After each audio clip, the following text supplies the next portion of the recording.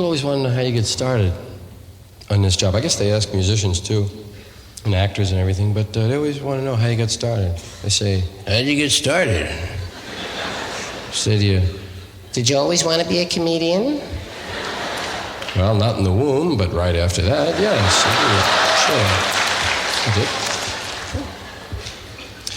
But class clown is when you really do get a chance to kind of work out, you know.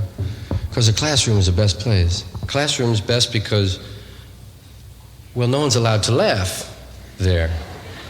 And suppressed laughter, you know, is the easiest to get, the most fun. You know, like when you're kneeling in front of a casket.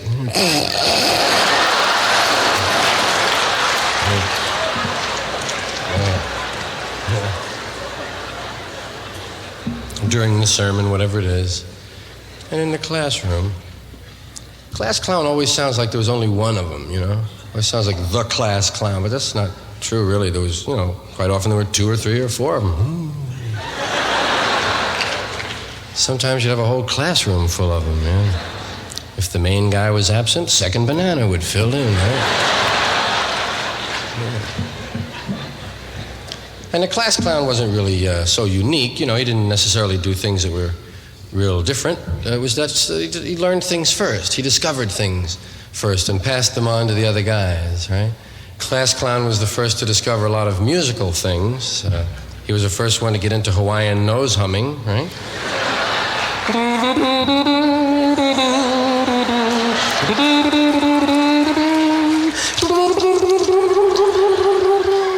Well, if you're going to play, you know.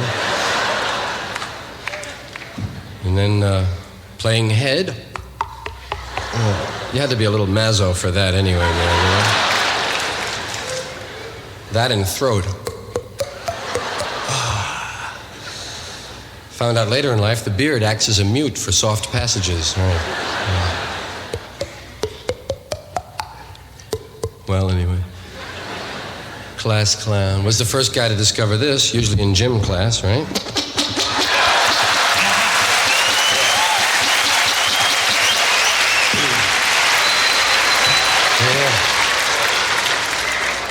Yeah, the old artificial fart under the arm.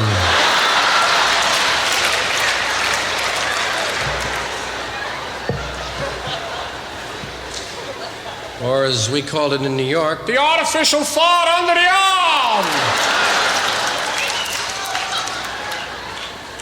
There were a lot of ways to make the fart sound when you were a kid. Remember, you had this one too. And then the crook of your arm.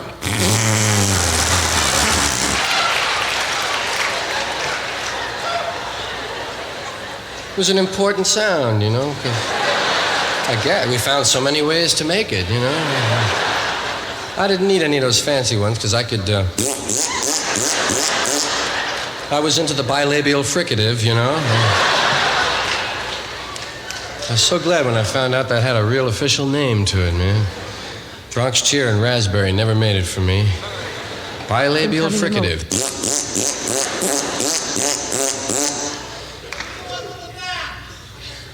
Do one from the back?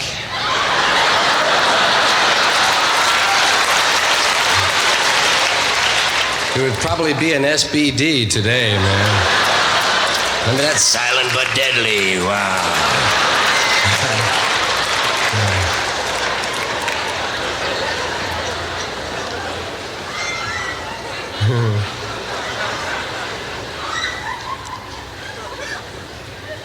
It's true. Most of the time in class, I was tempted to fool around, man. Get someone's, that's what it was, yeah. You'd be bored and you'd figure, well, why not deprive someone else of their education? And you would set about disrupting the class by attracting attention to yourself. That is the name of this job, you know. It's called Dig Me. Yeah, it was like, hey guys, didn't make the team, but... Yeah.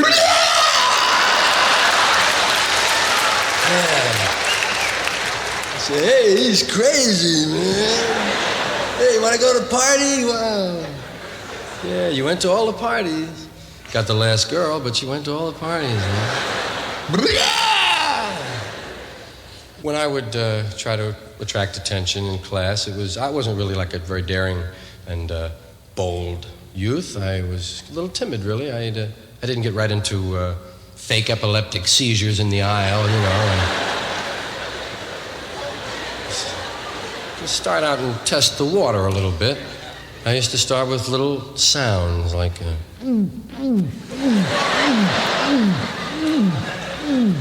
That's a good one because no one can really see where it's coming from, you know. You can even look around like you don't know, right?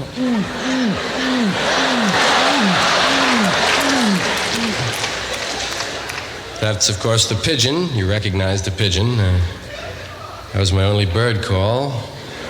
Because that was our only bird, man. I was from a real New York part of New York, you know. We had pigeons and sparrows. Had sparrows. Sparrows, though, you could never pin a sparrow, you know. They would leave too fast. You try to go over to a sparrow. Pigeons would walk out of your way and give you a bad look, right?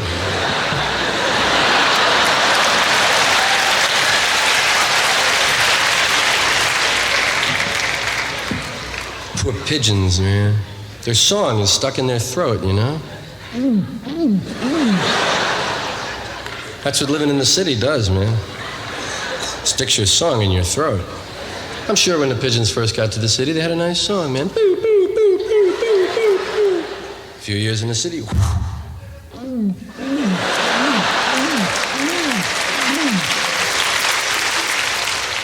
And then that little oil slick we laid on them. You've seen that oil slick on their neck. I'm sure we gave them that. Pidgeys. I had one sound that was my own. Not completely my own. I stole it from a Spike Jones record. None of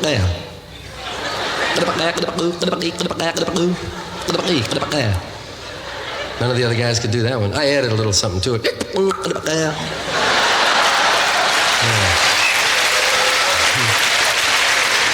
No one really cared, you know. Get him out of here. Get him out of here. And then, of course, there was popping the cheek, which everyone had to do. Just to be a kid, you had to be able to do that, right? Yeah, it was part of the credentials. Can you pop his cheek? Okay, he's a kid. Let him in. Go on. Let me hear all of you do that. I love when a whole auditorium does it. Everybody do it like that. Just pop. Now do it without giving in to the temptation to laugh. Everybody do it without laughing.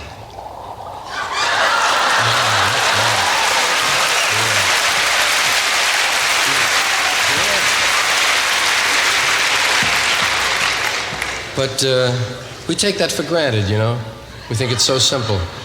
You say to yourself, well, I think I'll put my finger in my cheek and pop it. It's not that easy, man. There's a lot of things to think about. You got to know how much finger to put in there, for one, right? You can't do it like that, man. You have to judge the amount of finger. You have to know how much air pressure against the cheek, how much cheek pressure against the air, and when to release. Yeah, you see old guys in the park now, can't get it on anymore.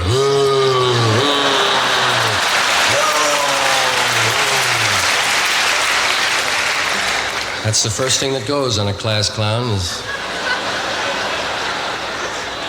the cheeks, man. They never did issue microphones to the class clowns. That would have been a big help. But you had ones like this.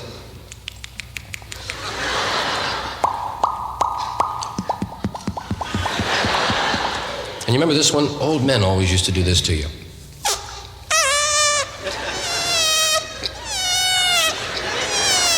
Remember your grandfather would always do that. Hey, come here.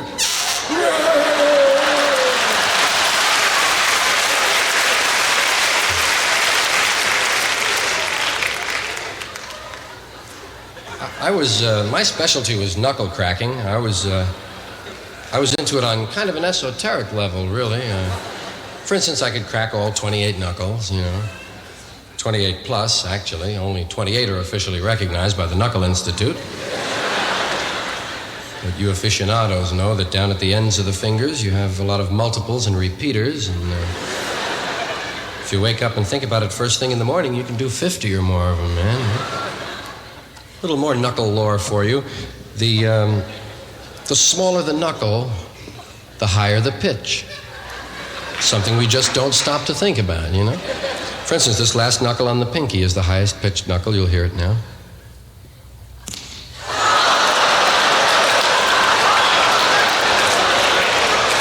That was a double. Let's see if I can go for the double on the other pinky. I don't often get two doubles in performance. I'd like to try. And that was down a little lower than it should have been. That's a higher pitched and much more gentle knuckle usually. Let's give the right one on the end of the pinky a chance.